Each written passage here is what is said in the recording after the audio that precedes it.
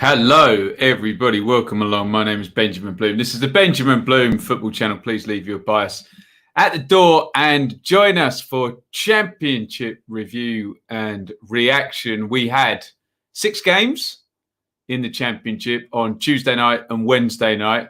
You can see down the bottom, I've put round 22 to round 26. Complete hodgepodge of games from various rounds, all kind of rescheduled. So catch up midweek. We'll cover it because we cover everything here in the Championship. And with that being said, there was 2 FA Cup ties that we didn't get a look at in our show, which would have been back on Monday. So we will deal with them a Monday night FA Cup game involving Wycombe and a Tuesday night FA Cup game involving Bournemouth. So plenty as ever for us to talk about. Let me know that you can see me, hear me loudly, clearly, and get involved in the comments. We'll try and focus per game. You can see on the running order down there what is coming and in which order it is coming. So we try and hone in on that. Being as there's only 6 games, we should have plenty of time on the back end to do some Q&A on some sort of general stuff. Because I'm sure there'll be some good topics come up in the comments. With all of that being said, let's do the plugs and then we'll get into it. Thank you, as ever, to Russ, a fan and now a friend, despite Ben's terrible taste in football teams. Russ is our fan sponsor for all of our review shows. We thank him profusely for his support for the channel. You can do the same down there. Subscribe via Patreon to support the channel. Building things up nicely over there. Looking at a goal of next season, having a regular sort of weekly Patreon schedule of exclusive shows over there, as well as what we've got on YouTube. Takes time to build up, and we thank the people who have already got involved over there. You can support in the moment on Super Chat any point in this broadcast. The first Super Chat in any broadcast becomes the king of the bin, and they will own the sponsorship of the illustrious juvenile fake news sin bin, a big hit on the channel. Thank you, especially yesterday. We had the requests to do Swansea Brentford. Cost me 10 quid on Swans TV. Super chatters, subscribers paid for it straight away. Brilliant. Thank you so much. So kind yesterday. And of course, if you're on YouTube, if you're on Facebook, if you're on Twitter, wherever, whatever it is, a like, a tick, a thumbs up, click it. Always helps. Subscribe, ring the bell for notifications. But as I always say, most importantly, get in those comments, get your opinion in. Let's just say hello to Jamie and Carl, Andrew from Texas, James, Mel, Leo, Poggers. I don't know if that's an insult. I'll read it out anyway. Jeffrey, Mr. E, and Steve, who was one of our super chatters. Sorry if I missed anyone else out. Yesterday, helping out with the stream for Swansea versus Brentford, which is inevitably going to be our first game. Let me put the running order up. Let's just bang through these results. Starting on the third one down there. We can't sort by round because it's such a hodgepodge of games at the moment. So Bristol City 2, Huddersfield 1, Millwall 0, Watford 0, Coventry 2, Sheffield Wednesday 0, Borough 0, Rotherham 3, wow. Barnsley 2, Cardiff 2. And the big one up at the top, Swansea 1, Brentford 1. I'll get in ahead of time and plug 7:45 tomorrow night. We will be here live for Reading versus Bournemouth. Fans of both teams will be very happy with all the draws that ensued in the rest of the top 6 in this midweek round. Okay, here's our starting point. Swansea versus Brentford. A good time, I hope, was had by all last night during the watch-along. Good stuff, this from both, actually. Horrible conditions. Good, intense, big game feel on this one. I really enjoyed it. I think even the most staunch Swansea fan would admit Brentford probably going to be a bit disappointed they didn't come away with the 3. But I was saying all last night, it's not the end of the world for either team to draw this one at this stage. Let's talk about the action. Get your comments in on Swansea 1, Brentford 1. For Swansea, Woodman in goal, Norton, Cabango, Grimes, Hurahan, Fulton, central, Bidwell, Roberts, wing backs, Ayew and Lowe up the top. For Brentford, Raya, Dalsgaard, Pinnock, Sorensen, Henry, De Silva, Janel, Jensen, Mbeumo, Tony, Kanyos. And for much of this game, it was Brentford pushing and trying to get in front. Swansea, not a lot in terms of attacking prowess. However, they held out manfully. Good chances in the first half for Rico Henry. Header over the top from Brian and Mbeumo. But things got a bit spicy when Kyle Norton was sent off there. And yes, the play is going from right to left. Norton's in the opponent's half, making a quite silly challenge while he's on a yellow card. He gets the second yellow. And we were talking about this in the chat, weren't we? That Swansea had totted up, I think, 3 yellow cards at that point for kind of tactical fouls as well. So they were getting in the referee's head as, working the dark arts a little bit, and Norton gets sent off. On comes Tariq Fosu, who is going to get called super sub soon because in 2 games now, one against Bournemouth, one against Swansea, he's come on and scored. Both of them headers. There he is in the centre of the goal. Cross came in from the right, nodded that one down to Woodman's left and puts it in for 1-0 to Brentford. Impressed with that goal, actually, because a good sign of how Brentford play and how patient they are. That was about the 3rd phase of that attack, and at no point did they lose their composure. And in the end, the right ball was played at the right time, and in it goes. So there's about 20 minutes left, 10 against 11, but Swansea gets straight back into the game. And here we go with a bit of a controversial one. Right. First of all, before we even look at that, we're going to end up discussing whether the Brentford goalkeeper got fouled. Okay. But this is a mad goal for Brentford to concede. This is really bad game management from the Bees. I'm a huge fan of Brentford. You all know I am. I love the way they recruit. I love the way they play. But they really stuffed this up, didn't they? It's just a ball into the channel. Lowe is chasing it down the line. Sorensen's with him. Pinnock's on the cover. And Sorensen commits the most stupid foul you'll ever see. Just pulls him back when Pinnock's literally about to just stick the ball out and cover. So that was the first mistake. Look at the wall and look how deep the defensive line is. Have they never seen Conor Hurahan play before, the left footer? That wall should be 2 steps over and further up. And then the line comes out. And then if Conor Hurahan puts this in the area that he does put this in, David Raya is massive favourite to win it.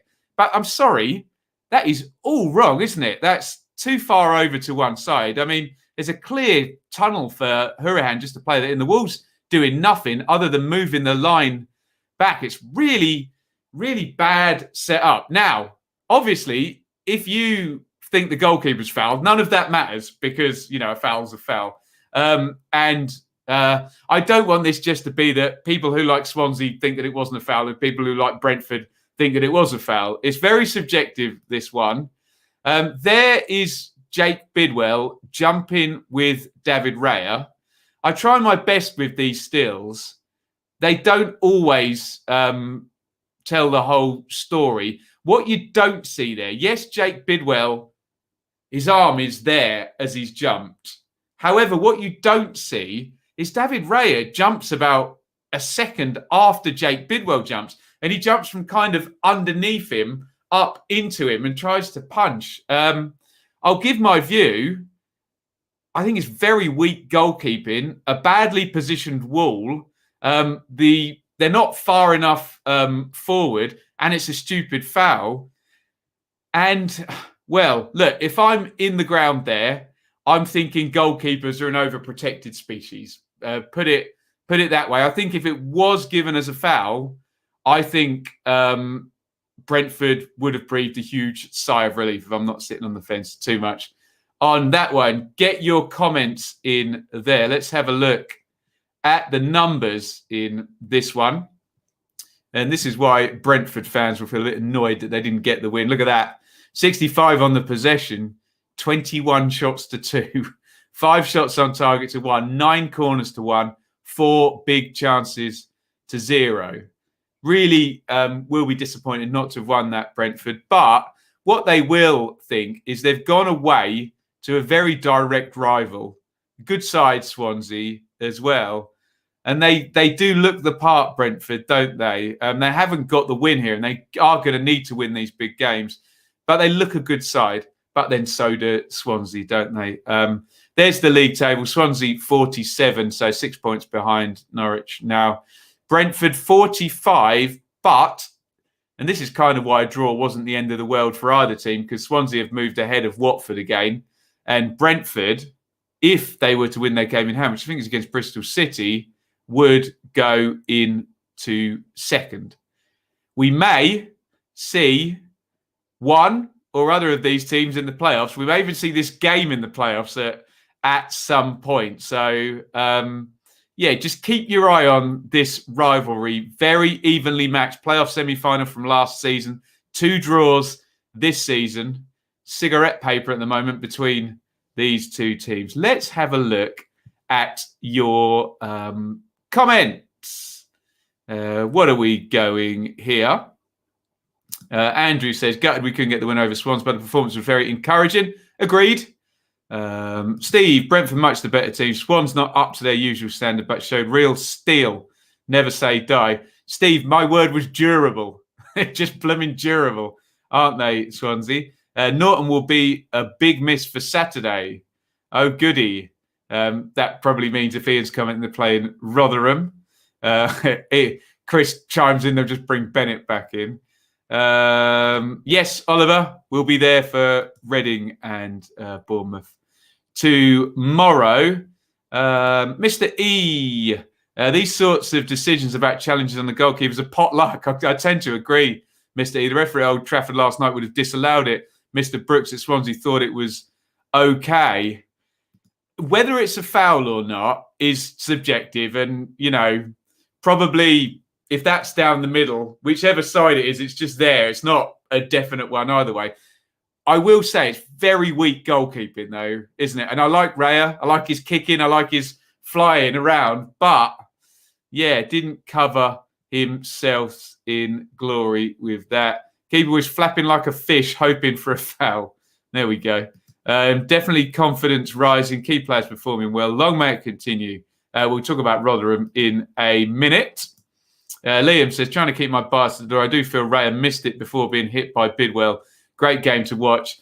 That's a really good point, isn't it? It is possible that Raya was going to miss the ball anyway and kind of jumped into Bidwell, and it may have been a foul and I don't know. I just can't countenance the fact that you can line your defence up badly too close to you, jump after the opponents into them, and you're the one who's been fouled. Do you know what I mean? It's just, you just want the keeper to just come over the top and fist that out with both hands, having set up the defensive line properly. There we go. It's subjective at the end of the day, isn't it? And who was it? Referee Brooks decided it was not a foul. And good point on the Harry Maguire one last night, where he sort of seemed to jump quite fairly with Ramsdale, who was way above him, and the foul was then given the other way. It's almost like he who jumps first incriminates themselves, don't they? But there you go. What are you going to do? They're always going to be subjective. Moving on. Millwall 0, Watford 0. Get your comments in on this one. I suppose I normally say an unhelpful draw, don't I? However, beings Millwall have been quite bad for quite a while, and beings Watford are trying to improve their away form and they've just won at Stoke and they've taken 4 points from their 2 games. I'm in not the end of the world territory again for these two. Millwall will be happy not to lose to a year 1 parachute team. Watford have got 4 points from 2 away from home, which if they now follow that up and keep their home form as good as it has been, that's fine across the 2 games. Context is king here. There is your Millwall team. Bialkowski, Leonard again playing right centre-back, Hutchison Cooper, Malone, McNamara returns over Romeo, played in the FA Cup. Woods, Keefton Bell, that's a debut, isn't it? Certainly a league debut. I'm not sure he played in the Cup, did he? Thompson, Wallace, Zahor. For Watford, I think, other than João Pedro out for Gray, I think that is the team that started in our watch-along against Stoke. Backman, Firmino, Ekong, Sierralta, Messina, Sarr, Cleverley, Chalobah, Hughes, Deeney and Gray up top. 0-0. A few close calls in this one. Let me show them to you. That is a Tom Cleverley free kick. I don't quite know who it came off last. Is that Hutchison, number 4? Hits the post anyway. Bart looks like he's not getting that one. So close call there. But up the other end, Championship set play doyen, Jake Cooper, number 5 there. Watches as his header hits the post. And forgive me, I can't see who's following that in. Just bounces inside for the tap-in. Close. Here's a close call as well. You see Jake Cooper with Nate Chalobah at the back post there. I think he probably is just offside, isn't he? Not that it's possible to tell conclusively from that angle. He's going to head that one into the net. And it's going to be disallowed for offside. So tight. You can see I'm talking about set plays. Troy Deeney had an overhead kick that just went wide. Andre Gray shot a half volley over. But if you look at the numbers, no big chances gone up in that game. The numbers say Watford edged it without dominating it. Let me know if you watched it and you see differently. 57 on the possession for Watford, 13 shots to 4, 5 on target to 2, 8 corners to 2 would imply some territory. Both hitting the woodwork. I showed you both of those.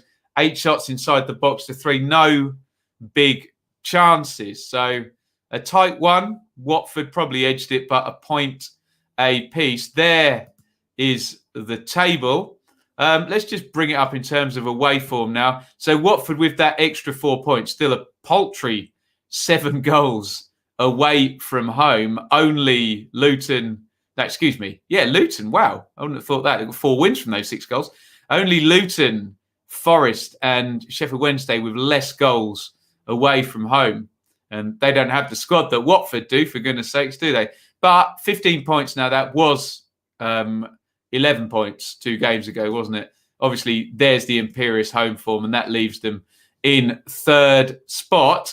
Can they now go ahead and follow it up? Watford, next game is QPR at home and then Coventry away.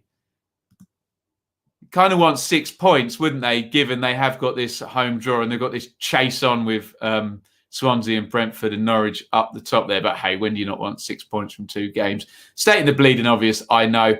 Millwall, I mean, considering who the opponent is, that it's a year 1 parachute team and there's a clean sheet, that's not all bad, is it? So you take a win away at Huddersfield, a draw against Watford. Next game for Millwall, Cardiff away and Mick McCarthy. Well, I think they've done well when they've been in Wales, haven't they?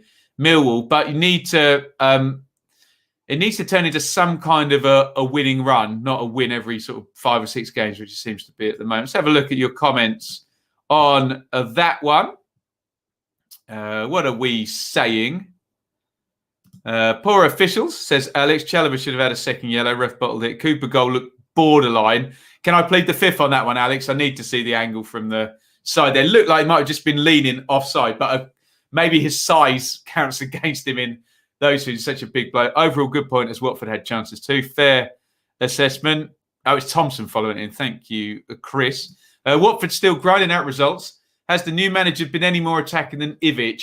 Yes, he's trying to. You can see the attempt to do so, but this does seem to be a slow process. That would be my view on it.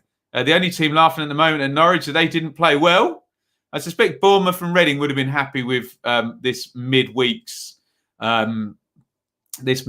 action, wouldn't they? Anyone in the top 6 that didn't draw, basically. Good battling performance by the Lions on a terrible pitch, a vital point. Nice to see you a bit happier, Chris. He's not been happy with Gary Rowett recently. Oliver says yesterday's result was massive for us with Watford drawing and Swansea and Brentford, Swansea and Brentford drawing, Borough losing. But what value that Lucas Shaw penalty now, Oliver? Deary me. Watford certainly look as if they're playing better football under Cisco. I agree, Liam. I agree. Big opportunity missed, though. Story of their season so far, in my opinion. We play bad and lose, play well and draw. That's not going to get you very far, is it? But you may well be right indeed there, Alex. Right, where are we going next? Oh, what a result this was for Rotherham. Borough 0, Rotherham 3. Wow. Anyone predict that one?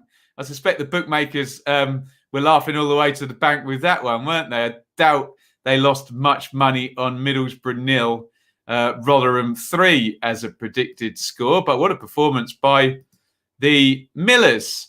There are your teams. Let's do Rotherham first, being they won.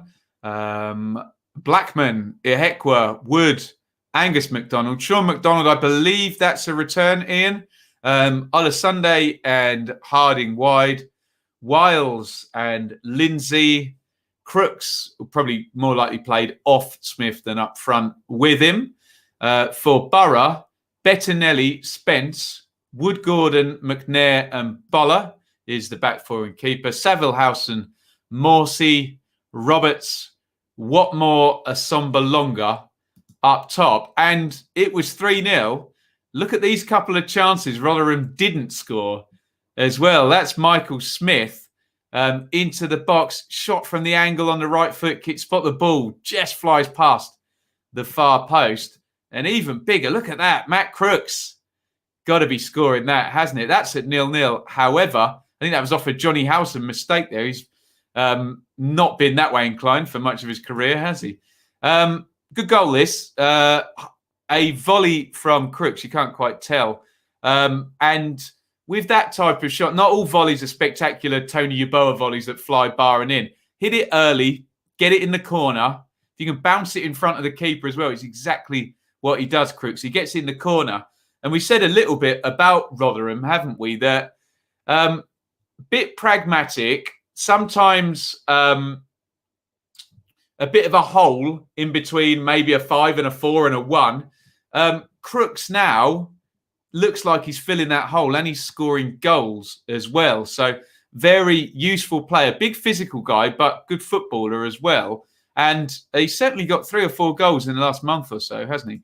That is Sunday, is it? Going down for the penalty from Bettinelli. Here comes Smith. And I don't know if you're the same as me, sticks that to the keepers, right? I always look for the sledging and the S-housery after a penalty. Of course, Sam Morsey must have been giving it large because Michael Smith ran straight up to him afterwards. And what about this for a signing, hey? When I did Watford-Rotherham, Paul Warren was lamenting not even having a left back. Well, Harding's been playing. He's got Ryan Giles now, who I thought looked good at Coventry on loan, Wolves player. And he's going to get on and score. Little bit of luck here. That's going to take a deflection. And look at Bettinelli's legs apart. That's going right through his legs into the back of the net. And how about that? 3-0. One of the many Neil Warnock derbies, former Rotherham manager. And they do him. Absolutely. Let's have a look at the numbers.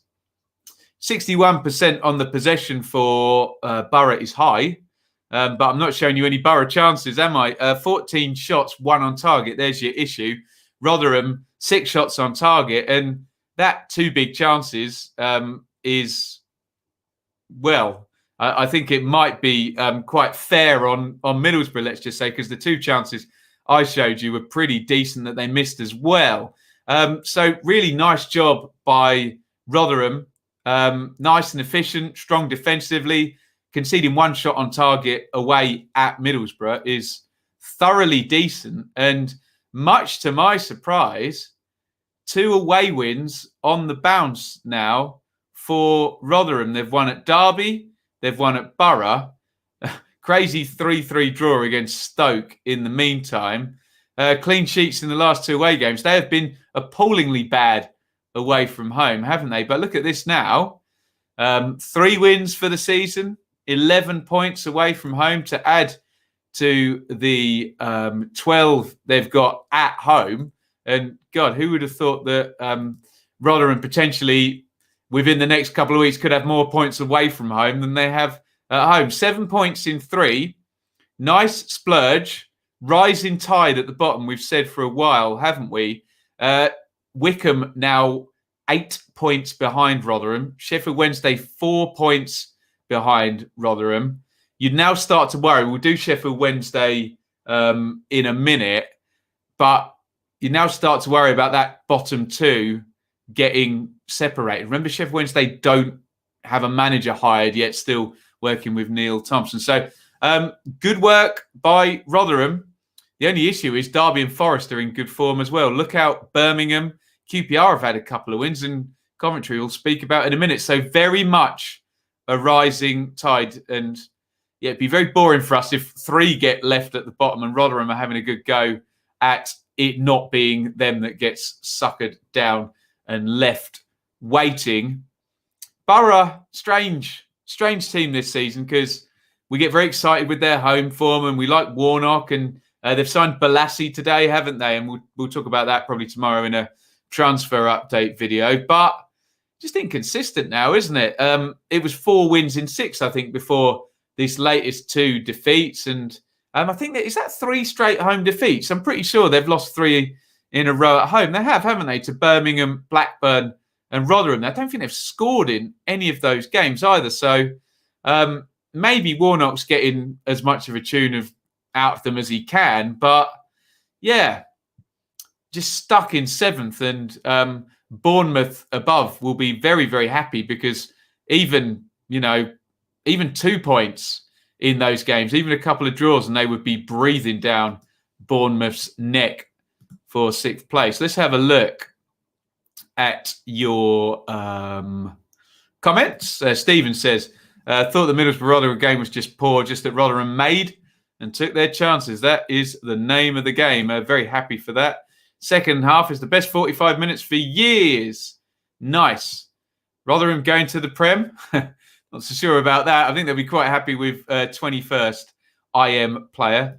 What odds would you have bet Rotherham to win away and also Sheffield United? Long odds, put it that way. I bet no one in the country had that bet, did they? Borough need to get archery going to stop the rot. Now, I know that Alex is a Millwall fan, and that's probably sarcastic. Would not want to be in the dressing room with Warnock after this one. He's strange, though, because some of the times he's all softly, and then you can imagine some of the times he's ripping them a new one, isn't he? Rotherham coming into form when we play them on the weekend. There you go. Not a bad 8-minute cameo from Giles. Like him a lot. Yeah, and a much-needed signing there. Lose 3-0, and Warnock blames the officials and his forwards. We must stop taking Mr. Warnock too seriously. Yeah, he's going to come up with something, don't you? Bless him. They play Derby midweek next. Who's that? That must be Borough. Must it have Rotherham play? Oh, no, the rearranged game, I guess, wasn't it? Yeah. Borough's 3rd consecutive home defeat, having only lost to Norwich previously. No excuse for this one. Norwich away next. Ouch. Ouchie. Although you wouldn't back Warnock to get some backs-to-the-wall performance out of that one. Next up, get your comments in on Bristol City 2, Huddersfield 1, which I don't have ready on the screen, so I don't know why I flipped the button quite so early there. But if you bear with me for 2 seconds, you will see there that it's a 3rd win in 5 for Dean Holden and Bristol City. Strange season for Bristol City. It feels like they cobbled together the entire season, but sort of in the top 10 for most of it and top 6 for a fair amount of it as well. There's your Bristol City team. Bentley in goal. Mariappa, Callis, Mawson, Rowe. Injury to Rowe, says SofaScore. Viner and Backinson central. Palmer and Semenyo wide. Wells and Jeju gets a start. So we just bring this up because I know someone's going to ask me. So Famara Jeju whose contract is running down, is in rare old form at the moment here. 1, 2, 3, 4, 5, 6, 7 goals in. 1, 2, 3, 4, 5, 6, 7, 8, 9. 7 goals in 10 games. And bear in mind, look over on the right there, he only averages 35 minutes a game. So this is a substitute we're talking about. Substitute. Jeju in fine form. If you're a Bristol City fan, you'd just be banging your head against the wall, wouldn't you? Because it's like, oh, now he's going to start playing well when he's right up against the end of his contract here. And someone might come in and we might get a Lucas João situation where he kind of is very inconsistent, changes club, and all of a sudden he's banging in goal after goal. We will see. There's your Huddersfield team. Schofield, Pippa, Toffolo, fullbacks, Kiyosar, centre-backs, Bakuna, Vallejo, O'Brien, midfield, and Benza, Campbell, Aarons up top.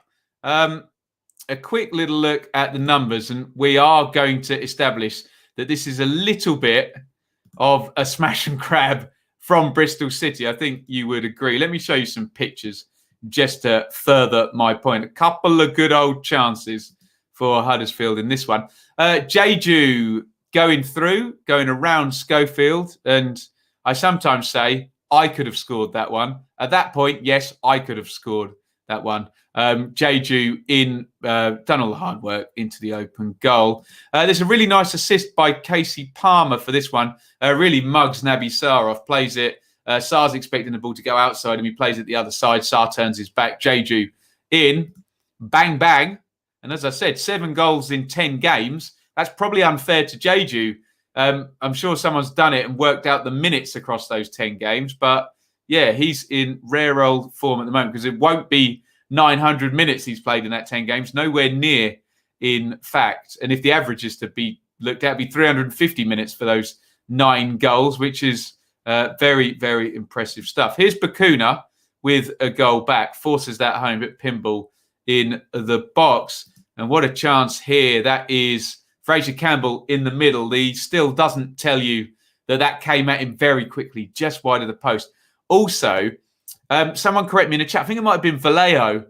Smashed a long ranger. Bentley, full dive. He's not getting it. Underside of the bar, bounces down. And sometimes we see them bounce down and in off the goalkeeper, don't we? But yeah, hard luck for Huddersfield. You have to say, look at those numbers. So a highly efficient performance from Bristol City because 36% possession, 2 shots on target, which were both big chances, which were both taken, and they've won the game 2-1. That is the definition of efficiency. Should we have a look at the attack momentum graph as well? That might be quite funny in this game. Not if you're a Huddersfield. My God, look at it. Look at that in the top left there of the split screen. So Huddersfield basically were attacking from pretty much minute 30 to the end of the game. And Bristol City held firm. So I assume Mr. Callis and Mr. Mawson did lots of head it, kick it stuff. And Bristol City get the win.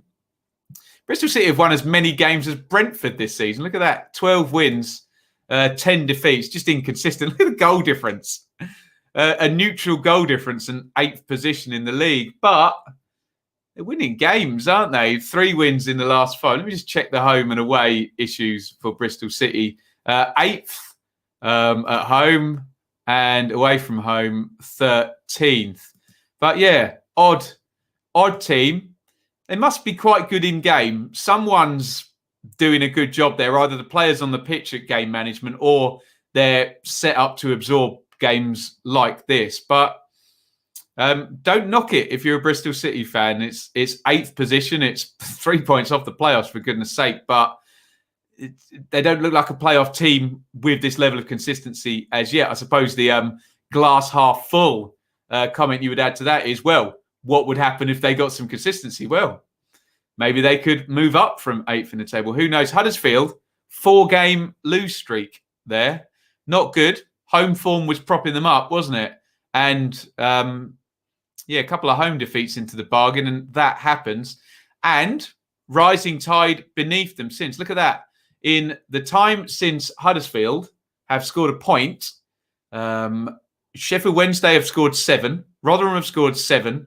Derby have scored 6. Forest have scored 7. QPR have scored 6. And Coventry have scored 6. So there's been huge chunks taken out of Huddersfield's advantage they've built up through a good first half of the season in recent games. Let's have a look at your comments. There we go. Paul. Well, thank you for the super chat. Hitting the bar is missing the target by at least a foot. I'm not quite sure on your maths there. If you were to clip the underside of the bar, you're missing by way less than a foot, aren't you? But thank you for the super chat. I think as well, with a shot from 35 yards out or however far that one was, yeah, I don't think it's quite that straightforward. But Paul, thank you very much for the super chat, and you will be the king of the bin going forward. Paul adds, Rowe, dead leg. He'll only be out for 9 to 10 months. That's tremendous. How did Huddersfield not get something out of this match, says James. Bad finishing. Although apparently the one that hit the bar was not unlucky. And there's a super chat behind that, so I've got to go with that. Are Bristol City the biggest threat to the existing top 6? If they are, no offence to Bristol City, I wouldn't be too worried if I was in the top 6, because Bristol City aren't consistent yet. They're not. You'd expect Dean Holden to be judged next season on, building a team. So if that is the case, you'd be quite happy if you're in the top 6 already, wouldn't you? Fami will sign. Looks like he needs to, doesn't it? In lovely form, isn't he? Stats for Huddersfield were crazy, yet they lost. Just goes to show. Yeah, you gotta kick the round leather thing into the goal, haven't you? So Bristol City's results are masking poor performances. Yeah, it does seem to be an air of that, doesn't it, Lee? Goodness knows where we'd be without Callis, Mawson and Bentley. Well, think of the positive, though. That's a nice axis to build a team around, although Mawson would be very expensive full time. We were all over them for 26 minutes and then stopped. Get the job done, sit back. There we go. I would have been distracted by the lone person behind the goal and missed it. What was he doing? Trying to stay onside, I guess, or not be offside, basically. Yes, we're doing Reading versus Bournemouth. Huddersfield went up with negative goal difference, didn't they? Who was it? It was Norwich beat Reading like 7-0 or something when they got in the playoffs, didn't they? So what else have we got here? I don't subscribe to the unlucky after hitting the woodwork. You don't say unlucky when the guy shoots straight at the keeper. It's just poor. I think we're getting, I think we're getting a little bit grumbly about this. Can we just take the example? I wish I had a still of it. This is a shot from 30 yards out that beats the keeper, comes down off the underside of the bar and just bounces out. Given the difficulty of the shot and how close it was to a goal, I think that's unlucky. And Jeff, to compare that to hitting a shot straight at the keeper it's not the same thing at all, is it? One is a far better effort than the other, let's just say. Obviously, if we're arguing complete binary absolutes, which is never a good thing to do, neither end up in a goal. But come on, let's not take the nuance out of debate, because debate without nuance is very, very dull, isn't it? What do we got here? Bournemouth are close to signing Ben Pearson. Your thoughts? I'll talk about it if it goes through. JG wants 35 grand to sign the contract. He ain't going to get it from Bristol City, not in FFP times. There we go. One stat matters. Well, if one stat matters, I don't know why anybody's tuned into a guy going through all the nuances and events, because you just need to look at the league table then, wouldn't you? Emily says, huge days for the history of Sheffield Wednesday. We will talk about Sheffield Wednesday in just a second. Right, let's move on. Barnsley 2, Cardiff 2, and Mick McCarthy is back. And S-housing points already at his first club, Barnsley. A 2-2 draw. Cardiff coming back from 2-0 down in this one. There are your teams. So look, Collins has kept his place over Walton. That somewhat surprises me. I don't know why that is. Any Barnsley fans watching, let me know. Civic, Hellick, Anderson, Solbauer, not starting either. Interesting. Britton and Styles, wingbacks, Mowat and Palmer, central, Adebayo, Woodrow and Freeser. I will say again what we said about Ishmael, saying he let Matty James go away because he was going to play Palmer, and he's been true to his word, given the youngster a go in central midfield. For Cardiff, Smithies, NG, Flint, Nelson, Bagan, Bakuna and Volks, Ojo, Rules, Hoylett, and big Kiefer Moore up top. Lots of crosses, lots of headed goals in this game. Here is the opener. Well, actually, no. This one looks a bit worse than the than the Brentford one, doesn't it? Woodrow kind of jumping backwards into Smithies there. So I think a little bit more cut and dried on that one than the. There you go. We've got a we've got a ranking now. So Woodrow's was pretty much almost certainly a foul. Harry Maguire's pretty much almost certainly wasn't a foul. Bidwell's on Raya is somewhere in between the two. But anyway, let's move on from that one. There's Mads Anderson, bullet header in there. They are good from these crosses with these big centre halves they've got, Barnsley, aren't they? Anderson scores for 1-0. And Woodrow powers in the second on the near post there. But they get back into it, Cardiff. There is Shea Ojo, low driven cross. He's just diverting that. It's a hard one to get a still of. And yes, I know a Barnsley fan will tell me that apparently this wasn't a corner. I haven't seen it, so I'll have to plead the fifth on that. But they leave Kiefer Moore on the back post, not the guy you want to leave on the back post. With a chance like that, he heads it in to the back of the net. In deference to Mr. McCarthy, look, 51% possession to Cardiff there. Looks like a tight game, actually, all in all. But remember, game state is a big deal. And to be 2-0 up, you do expect to go on and win the game. What minute did... Yeah, Barnsley 2 up from 52 as well. That's not going 2 up after half an hour and facing the Alamo for, 60 minutes, is it? So 3 corners to 1 for Cardiff, 2 big chances to 1 for Barnsley.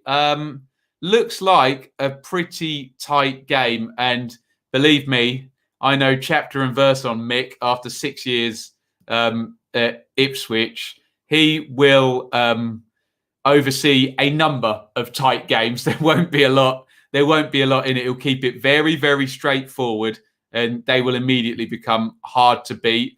And he's very much of the every point's a prisoner, I've heard him say before. So he'll be perfectly happy with that draw as a starter and not losing. Barnsley will be disappointed, won't they? And their winless run extends to 4 games now. However, the 3 defeats were against Norwich, Swansea and Watford. Let's have a look in the comments. Wonderful. Thank you to Mark, a £10 super chat. You can't be king of the bin because who got king of the bin already further up? It was Paul. But thank you so much, Mark. Very, very kind. Let's have a look at your comments on this. My comments were slightly tongue-in-cheek. Also applies to my team. There we go. You missed it, Annie. There we go. Cardiff getting a bit obvious with their managerial appointments, perhaps. Play to your strengths and bully your way up. Thankfully not working this season. It's a long way back now. But a bit of regression to the mean, a bit of Mick simplicity and players eating out of his hand because they love him. And they will move up the table, won't they? You know they will. Cardiff, wait until Big Mick signs on before applying for a loan. Oh, yes, they have, haven't they, from the EFL. Unbelievable, Jeff. Cardiff with over 50% possession. Has Mick gone mad? It wasn't deliberate. He'll look at that and he'll say, no, boys, we want less possession in the next game. Less possession and more goals, please. Cardiff, to be fair to them, did show some fight that didn't seem to be there under Harris. Barnsley also playing some good stuff. As I say, without dropping names, I'm familiar with some Ipswich players, and they absolutely loved him. Players love playing for Mick McCarthy. They just do. So whatever some people think of McCarthy, he won't tolerate it as much as Crew if G repeats his Crew behaviour and spits water in the face. I didn't realise he'd done that. There we go. Saw a stat. Cardiff had 70-odd backwards passes compared to a season average of nearly 200. There you go. It'll be straightforward. Play the channel. If there's nothing on, get up the pitch. Woodrow got pushed into the keeper. Pass. I'll plead the fifth. I paused it on the freeze frame. So apologies for not getting in soon. I think Bristol City have done a deal for Fam to leave in this window, apparently in contact with Villa over loan deal for Keenan Davis. Why do you have a can of beans on your desk? So I put Charlie in the fake news sin bin for that. It's clearly, do you know, this is a nice coffee cup as well. Where's the light? You can't even see it. It'll put up the camera. You see that? It's a proper Nespresso one. Outstanding stuff.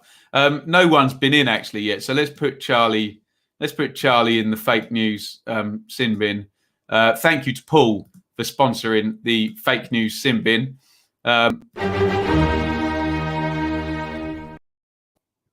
Let's move on after that bombshell there. Thank you for the 2 super chats from Paul and from Mark. Very, very kind, very, very helpful. Right. Who was it? It was Emily saying in the chat, Sheffield Wednesday pivotal now. Well, they had a very, very bad day yesterday, given the results against them and the result, obviously, in their game. It was Coventry 2, Sheffield Wednesday 0. This was not a good week for the Wednesday. There are the teams. Wilson. Morosi's back on the bench now. Wilson keeps his place in goal, though. Darbo, Ostigard, High and McCallum. Looks like they have ditched the 3 at the back. Coventry. James, who we mentioned in reference to Barnsley. Sheaf and Hamer.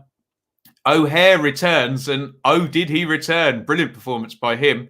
Gyökeres, who was on loan at Swansea, and he's going to get on the score sheet in this one, and Biamu up top. For Wednesday, Westwood in goal. Palmer, Lees, Borner, and Penny. Pelupesi, and look who's back, Sam Hutchison. Reach, Bannon, a little bit further forward, maybe. Green and Windass. Let's have a look at the action here. Action this day. And there is the opening goal. And that's Gyökeres sliding it in. What you do not see is in absolutely torrential downpour, O'Hare slips between 2 Wednesday midfielders and plays the lovely through ball there to draw Westwood out from the goal and give Gyökeres a really big chance there. Great assist. And another one here from O'Hare, driving from the left, slides it across. Good first-time finish there by Allen, given the conditions. 2-0 to Coventry. Could be a big result, that, given the proximity of the 2 teams to one another. And look at that. Always talk about viability of performance as evidenced by the numbers, without sounding too much of a nerd. There it is. Look, 51% possession. 5 shots to 1 on target, 4 big chances to 0. That'll do, won't it? That will do. You replicate that, you win way more games than you lose if you're Coventry. There is the table, and this is worrying now for Wednesday, isn't it? When you factor in that 6-point deduction. If you look, they've got the same wins and draws as Derby and Forest, haven't they? But obviously the 6 points off leaves them 6 points behind those 2. It had been a lovely splurge of 10 points, but kind of infuriatingly, if you're a Wednesday fan, in that time, and we've already mentioned it, look, Rotherham 7 points in 3, Derby back-to-back wins, Forest have had back-to-back wins, and so have QPR. So literally, that advantage would have been much greater at most other points in the season.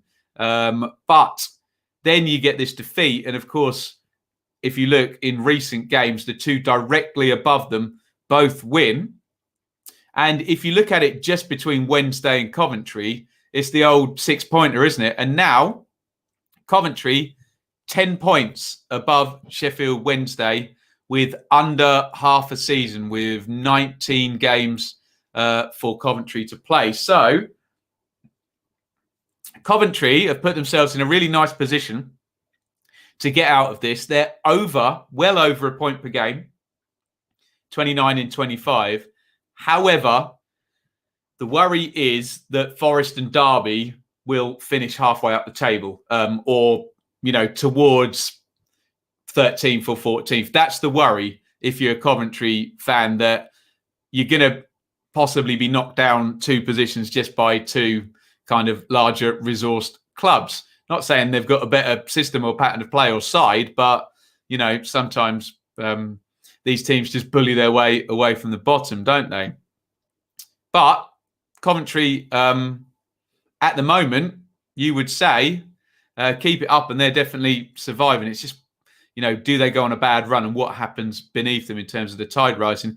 For Wednesday, it's a big worry. To Emily's point in the chat that they need a striker, I totally agree with that. It's just this peculiarity of, not having a manager throughout the transfer window. And someone joked, I think it might have been Nat in the chat, we won't sign a manager until after the window's closed. So Chansiri knows he doesn't have to spend any money. I thought he was joking, but it's a reasonable point. What date are we? Look, we're Thursday the 28th, for goodness sake. So we heard Paul Cook was offered it for 6 months. And we've also heard that Paul Cook has turned down the same offer at Cardiff.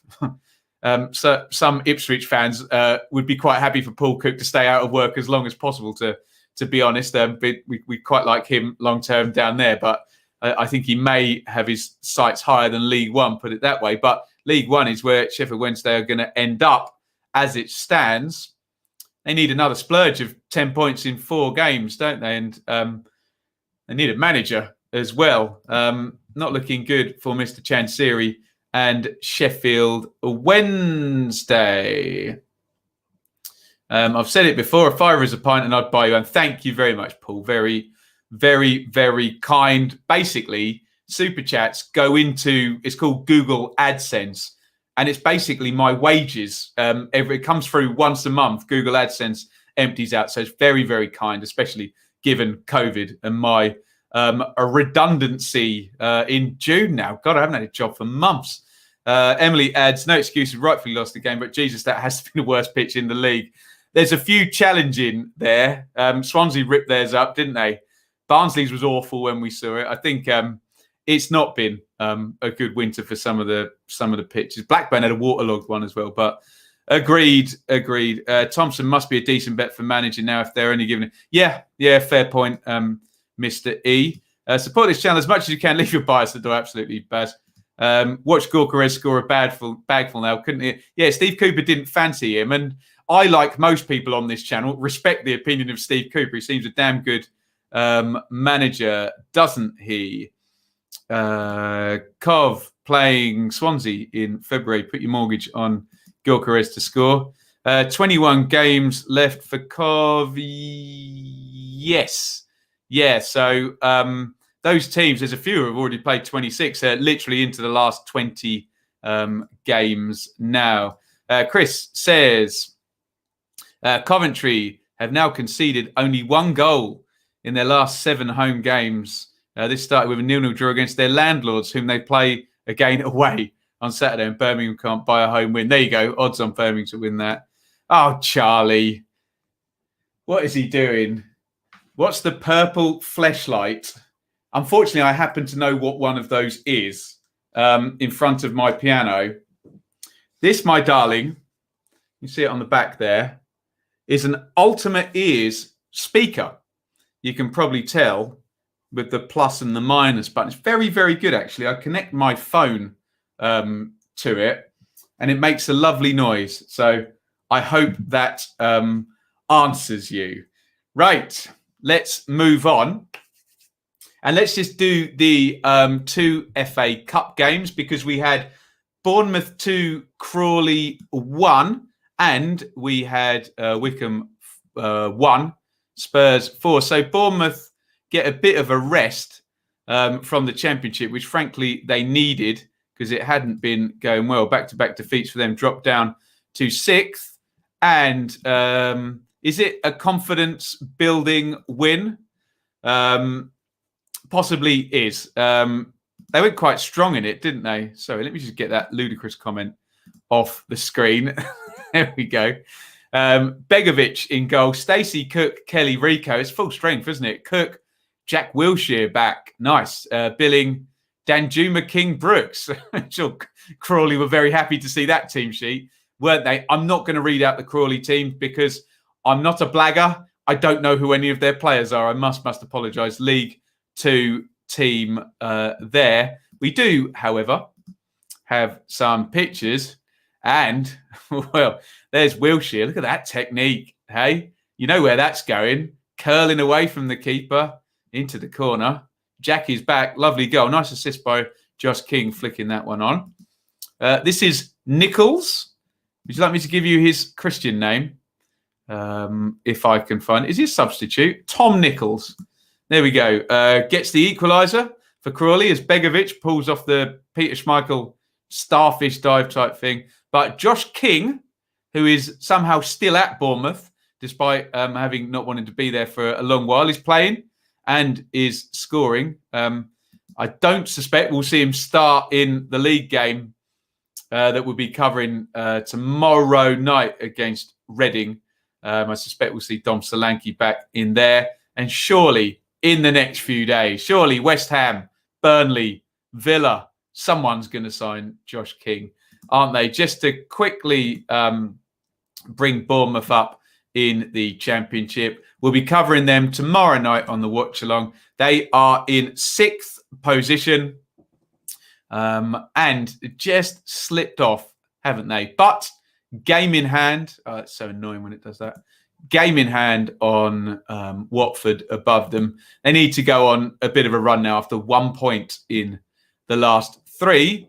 And finally, it was Wycombe 1, Spurs 4, which was on BBC, I think. And I think Wycombe went pretty strong in this one as well. Allsop in goal. McCarthy, Grimm and Knight, Jacobson. Injury to Jacobson. Thompson, Bloomfield, Wheeler, Musquay, Onyedinma and Ikpeazu. Spurs, some big names in here. Hart, Tanganga, Sanchez, Alderweireld, Davies, Sissoko, Winks, Bale, Lamella, Mora and Vinicius. Cius. Is it Spanish or Portuguese? I'm sure we'll have the pronunciation police on the case if I say it the wrong way around. Here's Wycombe taking the lead. Good old Fred Onyedinma, a Millwall favourite there. A favourite with Millwall fans on the channel. Sliding that one in. Look, Joe Hart knows where it's going, but he can't quite get across there. I think it's a good bit of play by Ikpeazu beforehand, just powering into the box. This is a better goal than it looked. The cross has gone through and Gareth Bale kind of cushions a really deft sort of volley. It's close in, but he has to really control that and get that just right to go over Allsop's shoulder into the goal. Nice goal by Bale. There is Harry Winks. It's another nice goal. Allsop all in the wrong position and Winks just kind of curls it around him with the left foot. And we had the pleasure of watching Ndombele in the Sheffield United Spurs game we did as a Dearly Departed watch along. He's a hell of a player, isn't he? 2 lovely goals from him. First timer there, you know where that one's going with the right foot, just inside the post at Allsop's left. And great angle. I think, is this BBC? Surely not. Can't be that good. He's given everybody the eyes there. He's sticking that between the 2 players and beating Allsop on the near post. Check him out. I don't know what his Christian name is. Let me tell you. Tanguy Ndombele, who is a very fine footballer from the couple of games I've seen him play in. Let's just bring it up in terms of Wycombe. they're at the halfway point. They played 23, and they are well adrift from Derby. Wycombe are 10 points adrift with half a season to catch up. Derby and Forest, who are both trending upwards. Wycombe well below a point per game, which is the standard we hold teams to for survival. Rightly or wrongly, it's a start, isn't it? We never know whether the tide's going to be high or low in a season. As I always say, a league table is a organism. Oh, that was close, wasn't it? An organism. No one clip that one, please. Deary me. Oh dear. Is an organism of its own, and what happens at one end affects what happens at the other. Goodness me. Shall we move on from that nearly very nasty faux pas? Right, what have we got here? Wilshire strikes again, says Charlie. Lovely girl. Steve Cooper says there was nothing in last night's game. Think he's been living in the mythical world of dragons for too long. I'm saying it again. Durable, Swansea. They were durable last night, weren't they? Will you use it to play the Norwich goal music when we score in a watch-along? God, I hate that music, James. You can imagine being an Ipswich fan. Da, da, da, da, da, da, da, da. Deary me. Pearson is travelling to the south coast to sign on the dotted line tomorrow. Interesting. Meanwhile, Gosling has turned down and moved to Forest because he likes walking on the beach with his kids. Or does he like his Premier League salary, Chris? I wonder. Will Wilshire start against Reading? Who knows? I suspect not, but be a fun old story, wouldn't it? Tom Nichols scored 3 in 3 years at Bristol Rovers, scored loads for Crawley. On Bournemouth there, Charlie says, he's been sensible now. Good confidence builder for us. Josh King is playing well. Stanislas back from injuries. Only problem is we had 26 chances at goal. We need to be more clinical. Reading, good points. Bazzy says, although Millwall only lost one of the last 4 games, I still think they're in trouble because, like Leeds, they're awful at the end of the season. Is this a traditional thing? Chris, I hope I'm wrong because you seem like a nice bloke. He's a lovely bloke, Bazzy. I can vouch for that. BT Sport with their drone and cameras in the goals and stuff. I like it. It was another BT Sport one I would know as I was watching Australian BBL. I don't know what that is. Before the match, got strangely hooked. Move on, please. Yeah, that was. I dropped a naughty swear as well the other day and got in lots of trouble. There we go. Have I seen the explosive statement by the Wednesday advisor? Really damning. Yes, Maxwell. A couple of people sent that to me. I've heard a few leaky things out of Sheffield Wednesday this season, and you always take them with a pinch of salt because you always get the crazy rumours before you get the true rumours, don't you? But yes, if true, then Wednesday are in all kinds of trouble, and Mr. Chansiri has lost all his parents' money, I think, which is, I'm not laughing. It's not good. It's a great club. But as I always say about Sheffield Wednesday, in the parachute FFP era, if you spend big and don't get promoted, you are royally. There we go. That's good. I'll use that as a bleep, a bleep machine. Right. Thank you, everybody, for tuning in. Thank you for your comments. Thank you for the 2, Paul and Mark, 2 great super chats today. Very grateful. We will be back at 1 p.m. Tomorrow. We'll try and make it on time tomorrow. We'll do the preview show live. So come and join me for that. We'll also have a Dearly Departed preview show at some point. I'll try and get that done in the morning. Actually, and then we'll be here 7:45 for what should be a really nicely poised game, Reading versus Bournemouth.